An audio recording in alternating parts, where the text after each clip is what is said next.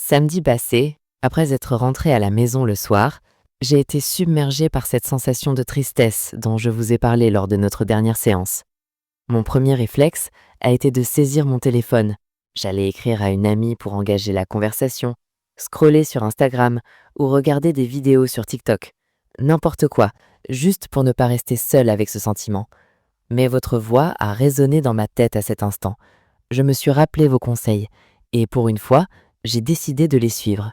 Je me suis dit, je vais me contenter d'être pleinement triste. Je me suis adossée dans mon canapé et je l'ai fait.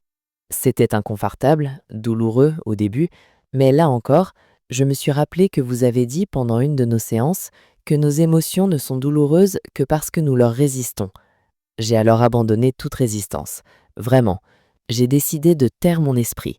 J'ai arrêté de penser à ma tristesse et j'ai laissé ma tristesse, la tristesse pure, me submerger. Je l'ai laissé me percuter de plein fouet, comme une vague géante. J'ai pleuré toutes les larmes de mon corps. Et pourtant, c'était magnifique. La tristesse a quelque chose de poétique et j'ai réalisé que nous avons de la chance d'avoir des émotions, positives ou négatives.